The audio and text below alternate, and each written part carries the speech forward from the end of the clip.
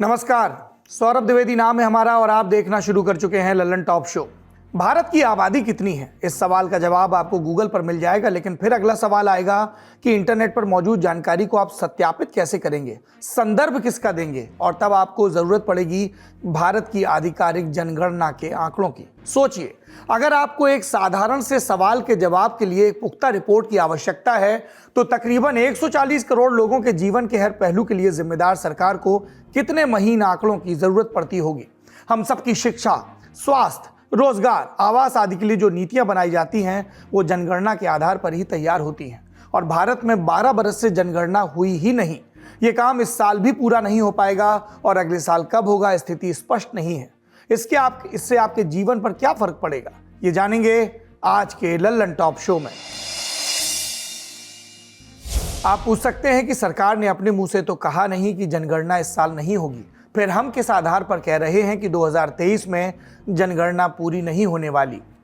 तो ऐसा है कि सरकार सारे काम बता के नहीं करती, और तब पत्रकार उन संकेतों को पकड़ते हैं जिनसे मालूम चलता है कि सरकार किस दिशा में आगे बढ़ रही है। जनगणना में देरी के संकेत कहां से मिले, हमने पूछा इंडिया टुडे के पत्रकार तीर्थो बनर्जी से। अभी एक रिसेंटली रिपोर्ट है जिसमें ये कहा गया है कि हमें एडमिनिस्ट्रेटिव यूनिट्स को जून 30 तक, आपको ये समय मिला है कि जून 30 तक आप उसको रिस्ट्रक्चर या लिमिट बना सकते हैं, एक्सटेंड कर सकते हैं। तो उसके बाद जून 30 के बाद आप नहीं कर सकते हैं, और जून 30 से लेके 1 साल बाद आप उसको नहीं कर सकते हैं, वो फ्रीज़ हो जाता है।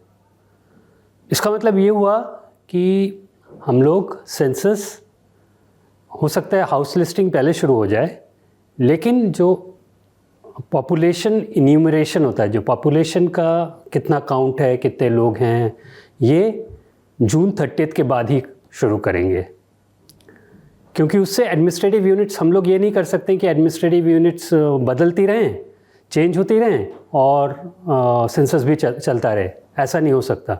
एडमिनिस्ट्रेटिव यूनिट्स जब तक आप एक लिमिट, जब उसको आप एक रेस्ट्रिक्ट कर देते हैं, फ्रीज़ कर देते हैं कि हाँ अब ये ख़त्म हुआ, तब आप सेंसस शुरू कर सकते हैं, एटलीस्ट पॉपुलेशन इन्यूमरेशन शुरू कर सकते हैं। तीर्थो जो बता रहे हैं उसका मर्म काफ़ी गहरा है। 2 जनवरी 2023 को रजिस्ट्रार जनरल ऑफ इंडिया यानी आरजीआई के दफ्तर ने सभी राज्यों और यूनियन टेरिटरीज को एक खत लिखकर प्रशासनिक सीमाओं को फ्रीज करने की मियाद 30 जून 2023 तक बढ़ाई। इसका मतलब ये कि अब 30 जून तक जिलों, तहसीलों और पुलिस थानों आदि की सीमाओं में परिवर्तन हो सकता है। जनगणना के संदर्भ में इसका मतलब क्या हुआ, इसे समझने के लिए आपको पहले यह जानना होगा कि जनगणना होती कैसे है। भारत जैसे विशाल देश में जनसंख्या का पैटर्न स्थान और समय के साथ बदलता रहता है। जो इलाके एक वक्त वीरान थे, वहां 10 साल के भीतर कस्बे बन जाते हैं। मिसाल के लिए दिल्ली एनसीआर का इलाका, जहां दिल्ली से नजदीकी के चलते यूपी, हरियाणा और राजस्थान के जिलों में बाकी देश से आकर लोग बस गए हैं। ठीक इसी तरह जहां पलायन की समस्या है, वहां 1 दशक के भीतर गांव की आबादी घट जाया करती है। इसी को ध्यान में रखते हुए राज्य समय समय पर अपने ब्लॉक और जिलों की सीमाओं में परिवर्तन करते हैं। जहां आबादी बढ़ती है वहां जिलों का आकार छोटा होता है, और जहां घटती है वहां पुराने जिलों में नए इलाके जोड़े जाते हैं। ये एक सतत प्रक्रिया है। अब ये स्वाभाविक सी बात है कि 1 से 1.5 साल चलने वाली जनगणना के बीच में भी सीमाएं बदल सकती हैं। तब यह दिक्कत आएगी कि अमुक मकान या व्यक्ति को किस खांचे में गिना जाए। इससे बचने के लिए रजिस्ट्रार जनरल ऑफ इंडिया का दफ्तर जनगणना से 3 महीने पहले प्रशासनिक सीमाओं को फ्रीज करने का आदेश जारी करता है। इन 3 महीनों में सारे जिलों, थानों आदि की सीमाओं में आए बदलाव की जानकारी इकट्ठा होकर संबंधित सूबे में मौजूद डायरेक्टरेट ऑफ सेंसस ऑपरेशंस के पास जाती है और फिर वहां से रजिस्ट्रार जनरल के दफ्तर में, और इसी के आधार पर रजिस्ट्रार का दफ्तर जनगणना की तैयारी करता है। तैयारी पूरी होने पर आरजीआई दफ्तर जनगणना का विधिवत काम शुरू करता है, लेकिन इसमें सीधे लोगों की गिनती नहीं होती। 2 मुख्य चरण होते हैं, हाउस लिस्टिंग और फिर पॉपुलेशन एनुमरेशन। ये क्या है, समझ लेते हैं। जनसंख्या में कोई दोबारा न गिन लिया जाए, इसलिए असल गिनती से पहले पूरे भारत की एक एक इमारत का सर्वे होता है, चाहे बड़ी बिल्डिंग हो, होटल, घर या झोपड़पट्टी। इसे कहा जाता है हाउस लिस्टिंग। सर्वे के दौरान हर इमारत का प्रकार, उसमें मौजूद सुविधाएं और संपत्ति की जानकारी ली जाती है। मसलन घर में शौचालय है या नहीं, पानी कैसे आता है, फ्रिज है या नहीं, गाड़ी है तो कौन सी, आदि इत्यादि। पहले यह काम फॉर्म्स के जरिए होता था। शिक्षक, पटवारी या सरकारी अमले के दूसरे कर्मचारी इन्हें घर घर जाकर भरते थे। इसके बाद इन्हें डेटा प्रोसेसिंग सेंटर्स में ले जाया जाता है, जहां फॉर्म की जानकारी को सरकारी सर्वर पर अपलोड किया जाता है। फिर विश्लेषण का काम आगे बढ़ता है, लेकिन ये एक लंबा और थका देने वाला काम है, जिसमें लगभग 10 से 11 महीने का वक्त लगता है, कभी कभी इससे भी ज्यादा। जनगणना 2021 में फॉर्म्स की जगह टैबलेट्स का इस्तेमाल होगा। उदाहरण के लिए आईपैड। जनगणना करने वाले कर्मचारी जब किसी इमारत का सर्वे करेंगे तो टैबलेट अपने साथ ले जाएंगे और सर्वे की जानकारी सीधे सरकारी पोर्टल पर जाएगी। इससे हाउस लिस्टिंग का काम तेज तो होगा, लेकिन कर्मचारियों को घर घर जाना ही पड़ेगा। और इसीलिए जानकार मानते हैं कि डिजिटलाइजेशन के बावजूद हाउस लिस्टिंग में महीनों का वक्त लगेगा। हाउस लिस्टिंग के बाद असल जनगणना होती है, जिसे कहा जाता है पॉपुलेशन एनुमरेशन। इसमें आरजीआई भारत में रहने वाले हर व्यक्ति की विस्तृत जानकारी इकट्ठा करता है, चाहे संबंधित व्यक्ति भारतीय नागरिक हो या ना हो। और तब मालूम चलती है गिनती की भारत की जनसंख्या अमुक तारीख के अमुक वक्त पर कितनी थी।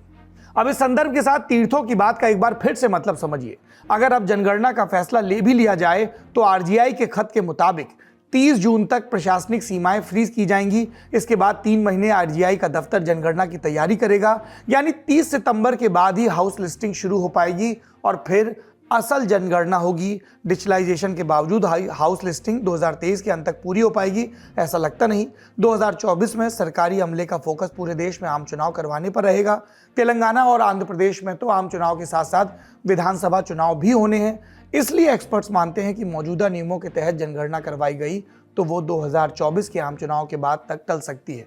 ये तब है जब अभी फैसला कर लिया जाए, और अभी फैसला नहीं हुआ है। एक बात और है, पूर्व में जनगणना न करवाने के पीछे ये तर्क दिया गया था कि पहली प्राथमिकता कोरोना टीकाकरण है, ये हो जाए तब जनगणना की जा सकती है। लेकिन इस बार जनगणना की तारीख आगे बढ़ाते हुए कोई कारण नहीं दिया गया। बस इतना कहा गया कि 14 जून 2022 के खत में प्रशासनिक सीमाओं को फ्रीज करने की तारीख 31 दिसंबर 2022 दी गई थी। इस मियाद को अब बढ़ाया जाता है। सीमाएं 1 जुलाई 2023 को फ्रीज की जाएंगी। इस खत में सेंसस 2021 शब्द का इस्तेमाल भी नहीं हुआ है, बस एंसुइंग सेंसस लिखा गया है, जिसका अर्थ होता है आगामी जनगणना। इससे यह स्पष्ट नहीं हो पा रहा कि जनगणना होगी कब।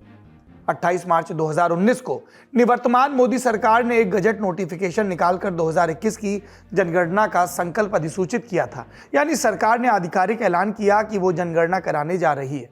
1 जनवरी 2020 को प्रशासनिक सीमाओं को फ्रीज किया जाना था। इसके बाद जनगणना की तैयारी शुरू होती, लेकिन अनेक राज्यों ने केंद्र से कहा कि उन्हें अपने यहाँ नई सीमाएं बनानी है, इसलिए फ्रीजिंग की तारीख को 31 दिसंबर 2020 तक बढ़ा दिया जाए। इसके बाद इसे 31 दिसंबर 2021 तक बढ़ाया गया, उसके बाद 30 जून 2022 तक, और इसके बाद फिर 2 बार मियाद बढ़ाई गई, जिसके बारे में हमने आपको बताया। जनगणना का काम केंद्रीय गृह मंत्रालय के तहत होता है। 14 दिसंबर 2022 को केंद्रीय गृह राज्य मंत्री नित्यानंद राय ने राज्यसभा में बताया कि अगले आदेश तक जनगणना टाल दी गई है, कारण कोरोना। अब सवाल उठता है कि क्या दुनिया में सारे देशों ने महामारी के चलते जनगणना टाल दी? जवाब सुनिए तीर्थों से। तो 2019 में इन्होंने कहा था कि हम करेंगे। उसके बाद एलोकेशन भी हुआ 8000 करोड़ का, उससे भी ज़्यादा, और इन्यूमरेटर्स भी असाइन किए गए। लेकिन उस वक्त कोविड हो गया। 2020 में यूएस ने सेंसस किया डिस्पाइट कोविड, और यूके ने भी किया, और उसके बाद सबसे बड़ी बात है इंटरेस्टिंगली चाइना ने भी किया। इन तीनों देशों ने किया है। तो सिर्फ एक कारण ये हम अगर सोचें कि कोविड की वजह से नहीं हुआ है, तो वो समझ में नहीं आती है बात कि क्यों सिर्फ कोविड के, जबकि इलेक्शंस भी हुए और बाकी चीज़ें, और रेस्ट्रिक्शंस ईज़ हो गई थी, तो हम लोगों ने क्यों नहीं किया? एक बहुत बड़ा प्रश्न है। और हम लोग इतना डिले क्यों कर रहे हैं फिर भी? अभी भी जैसे हम लोग 2022 में स्टार्ट कर सकते थे अभी तक, लेकिन नहीं किया है हम लोगों ने। अब आप पूछ सकते हैं कि भैया सरकार के पास सेंसस के अलावा भी तो कई तरह का डेटा होता है, जैसे नेशनल फैमिली हेल्थ सर्वे, जिसे हम कहते हैं NFHS, इससे स्वास्थ्य का डेटा मिलता है। NSSO के पास रोजगार का डेटा होता है। ये बाहर भले ना आ पाए लेकिन डेटा है तो सही, तब सेंसस इतना जरूरी क्यों है? हमने पूरा ललन टॉप शो इस पर बना दिया, क्या इसलिए जरूरी है या वाकई जरूरी है इसलिए शो बना दिया? जवाब सुनिए आईआईटी दिल्ली में अर्थशास्त्र पढ़ाने वाली प्रोफेसर रितिका खेड़ा से। रितिका लगातार जनसंख्या और जनगणना से जुड़े मसलों पर लिखती रहती हैं। जनगणना है, सेंसस है और बाकी जो डेटा या इंफॉर्मेशन के स्रोत हैं उसमें एक अहम डिफरेंस ये है कि जो सेंसस है उसमें देश में हर एक व्यक्ति की गिनती होती है, कोई भी नहीं छूटता। लेकिन जो नेशनल फैमिली हेल्थ सर्वे है या नेशनल सैंपल सर्वे ऑर्गेनाइजेशन है, जब वो लोग सर्वे के आंकड़े हमें देते हैं तब वो सिर्फ 1 या 2 या 3 लाख घरों में जाते हैं। तो क्योंकि वो रैंडम सैंपल होता है इसलिए उसके आधार पे हम पूरे देश की व्यवस्था के बारे में कह सकते हैं। लेकिन सेंसस बिल्कुल अलग इसलिए है क्योंकि उसमें हर एक की जानकारी आएगी। तो इस वजह से जनगणना होना बहुत जरूरी है। इससे बहुत अलग अलग तरह की जानकारियां हमें मिलती हैं। केवल ये नहीं पता चलता कि कितने लोग हैं देश में, उसमें कितने महिलाएं और आदमी हैं। उससे हमें एज, जो आयु के बारे में, कहाँ पर सबसे ज्यादा लोग हैं, कौन सी एज ग्रुप में, वो भी पता चलता है। और आप एक छोटा सा उदाहरण से आपको समझ आ जाएगी कि ये जानकारी क्यों इतनी जरूरी है। अगर 60 साल से ज्यादा की उम्र में हमारी जनसंख्या बढ़ रही है तो हमें उसके बारे में नीतियां बनाने की जरूरत है कि जब लोग बूढ़े हो जाएंगे और ज्यादातर देश में लोगों को पेंशन नहीं मिलती तो उनकी देखरेख के लिए क्या व्यवस्थाएं सरकार को करने की जरूरत है। क्या जो विधवा पेंशन, वृद्धा पेंशन, उस तरह की सामाजिक सुरक्षा वाली पेंशन है जिसमें लोगों का कंट्रीब्यूशन नहीं रहता, उसका दायरा बढ़ाने की जरूरत है। या फिर ओल्ड एज होम्स, जहाँ पर बूढ़े लोग जिनका कोई सहारा देने के लिए कोई नहीं है, वहाँ उस तरह के होम्स बनाने की जरूरत है। सेंसस से साक्षरता के बारे में भी जानकारी मिलती है। पलायन के बारे में, कौन कहाँ जा रहा है, किस वजह से जा रहा है, उसकी जानकारी मिलती है। लोगों की व्यवसाय के बारे में भी जानकारी इकट्ठी की जाती है। तो जितना दायरा सेंसस का है उतना किसी और का नहीं है, इस वजह से वो बहुत जरूरी है। एक और बात है, सरकार के पास मौजूद बाकी डेटा और सेंसस के आंकड़ों की कानूनी स्थिति में फर्क है। इतना ही नहीं, ये आपकी निजता यानी प्राइवेसी से भी जुड़ा विषय है। उसमें ये एक अहम मतलब इससे मैं कह सकती हूँ कि प्राइवेसी के बारे में बहुत अच्छे प्रबंध हैं कि जिस तरह की जानकारी सेंसस के द्वारा सरकार इकट्ठी करती है उसको सुरक्षित रखा जाता है, उसको सार्वजनिक नहीं किया जाता। लेकिन आप अगर सरकार के जो पोर्टल्स हैं, चाहे वो नरेगा के बारे में हो, चाहे पीएम किसान के बारे में हो, जो अलग अलग योजनाएं हैं उसमें लोगों की जानकारी साझा होती है पोर्टल के द्वारा। तो एक तो ये है कि चूंकि वो एक्ट से निकला है, सेंसस ऑफ इंडिया एक्ट से निकला है, तो कम से कम लोगों की जानकारी सुरक्षित है। विषय जटिल है, हमें लगा कई विद्वानों की राय सुनी जाए, इसलिए इस विषय पर हमने पूर्व मुख्य चुनाव आयुक्त SY कुरैशी से भी बात की। कुरैशी ने जनसंख्या पर द पॉपुलेशन मिथ नाम से एक महत्वपूर्ण किताब लिखी है। उन्होंने ललन टॉप को एक और पहलू से अवगत कराया कि जनगणना के ना होने से नुकसान तो सभी का है, लेकिन सबसे ज्यादा चोट पहुंचती है वंचित, गरीब, कमजोर तबके को। कैसे, सुनिए।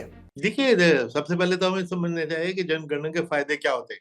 जो हमने बताया कि जनगणना से हमको पता लगता है कि हम देश किस तरफ जा रहा है, कि हमारे इतने सारे हम प्लानिंग जो करते हैं, कौन सी स्कीम ठीक चल रही है, कौन सी खराब हुई, क्या हमारी पॉपुलेशन पॉलिसी कामयाब हो रही है, कौन से स्टेट में अच्छी चली, किसमें हम पीछे रहे। ये सब जब पता लगता है उसके मुताबिक हम पॉलिसीज को मॉडिफाई करते हैं। तो ऑब्वियसली जब यही नहीं पता लगेगा तो हमको गाइडेंस कहाँ से मिलेगी, और हम हवा में तीर फेंकने लगेंगे और पूरी तरह अच्छी तरह प्लानिंग नहीं कर पाएंगे। तो इसको डिले करने से किसको क्या फायदा हो रहा है, ये सोचने की बात है कि किस वजह से ये चीज डिले की जा रही है। क्योंकि हम समझ में तो बिल्कुल नहीं आ रहा कि इसका कोई लॉजिकल रीजन तो है नहीं। कोविड को खत्म हुए 2 साल हो गए, हर चीज नॉर्मल हो गई, नहीं देखिए, कोई स्पेसिफिक तबका जो बेसिकली जो एक तो जो तबके पीछे रह जाते हैं उनके बैकवर्डनेस के इंडिकेटर्स जनगणना से पता लगते हैं, तो उसके आधार पर उनके लिए फंड एलोकेशन करना, उनके लिए प्लान करना आसान हो जाता है। अब जब पता ही नहीं लगेगा कि कौन सा वर्ग है जो आगे है चला गया, कौन सा पीछे चला गया, क्या करना है, तो बिल्कुल ये तो हवा में तीर फेंकने की तरह होगा कि आर्बिट्रेरीली जिस तरह चाहा उसको पैसा दे दिया, जो नहीं चाहा उधर पैसा नहीं दिया, क्योंकि फैक्ट्स पर आधारित तो वो होगा नहीं।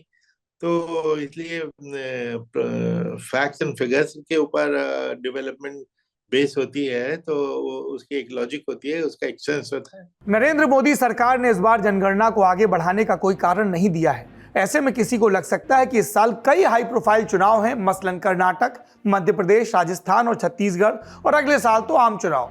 तो क्या सरकार को जनगणना के लिए वक्त मिलेगा? इसका जवाब आप खुद भारत के पूर्व चुनाव आयुक्त से सुनिए। सरकार जैसे कि संकेत दे रही है कि 2024 के बाद जनगणना कराए जा सकते हैं, आम चुनाव के बाद। तो क्योंकि आप एक इतने बड़े जिम्मेदार एक ओहदे पर रह चुके हैं, तो आप ये बेहतर तरीके से बता सकते हैं कि जो राज्यों के चुनाव या आम चुनाव के साथ क्या जनगणना कराना कठिन है? क्या ये दोनों चीजें एक साथ नहीं हो सकती? बिल्कुल हो सकती हैं। यही मैं कह रहा था कि पिछले 70 साल से क्या इलेक्शन होते थे कि नहीं होते थे? जनगणना भी होती थी 70 साल में। कितनी 7 बार जनगणना हुई है, ये हर 10 साल में चुकी होती है। और उन्हीं दिनों आगे पीछे किसी न किसी स्टेट में और जनरल इलेक्शन सब कुछ साथ साथ चलते हैं, कभी भी इसमें रुकावट नहीं है। तो ये सरकार किस वजह से ये कह रही है कि ये इलेक्शन के बाद कराएंगे, तो कुछ हमें तो नहीं समझ में आ रहा। सरकार ही बता सकती है, ये इतनी अकलमंदी की विजडम की बातें तो सरकार ही के पास होती हैं। एक तर्क ये भी दिया जा सकता है कि सरकार के पास 2011 की जनगणना के आंकड़े तो हैं ही, और उसके पास जनसंख्या और लोगों के जीवन में आए परिवर्तन को लेकर अलग अलग आकलन भी मौजूद है। ऐसे में 2011 की जनसंख्या को आधार बनाकर आकलन के आधार पर नीतियां बनाई जा सकती हैं, यानी प्रोजेक्शंस के आधार पर पॉलिसी। इसके क्या खतरे हैं, ये जानिए। जितना व्यापक सेंसस होता है उतना आप प्रोजेक्शन से काम नहीं चला सकते, और मिड ईयर के लिए फिर भी ठीक है, लेकिन प्रोजेक्शंस के लिए भी रेगुलर सेंसस होना, नियमित रूप से सेंसस होना बहुत जरूरी है। और अभी भी अभी एक उदाहरण मैं आपको दे सकती हूँ कि जैसे सुप्रीम कोर्ट ने सरकार को जुलाई में एक आदेश दिया कि जो खाद्य सुरक्षा कानून है उसमें आपने 2011 के आधार पे 2013 से लेके 2016 में खाद्य सुरक्षा कानून के लाभार्थियों का चयन किया, मतलब नंबर को तय किया। अब उसके बाद इतने साल और बीत गए हैं और उसमें कानून में लिखा है कि जो लेटेस्ट सेंसस है उसके आधार पे आप करोगे। तो अभी तक तो हम ये सोच रहे थे कि 21 में जब सेंसस होगा तो उससे फिर जो 10 करोड़ लोग छूट रहे हैं, जो क्योंकि 11 से 21 के बीच में लगभग इतनी जनसंख्या बढ़ी है कि पीडीएस के लाभार्थी भी 10 करोड़ बढ़ जाते। तो उसमें सरकार ने जवाब ये दिया है कि हम ये प्रोजेक्शंस के आधार पे काम नहीं कर सकते इस तरह का। तो एक बहाना, मुझे ऐसे लगता है कि बहाना बन गया है, जो उनका लोगों का हक है वो न देने के लिए उनको एक एस्केप रूट जिस तरह से मिल गया है कि जब सेंसस होगा तब हम उसकी जनसंख्या बढ़ाएंगे, पीडीएस के दायरे में आने वाले लोगों की संख्या बढ़ाएंगे।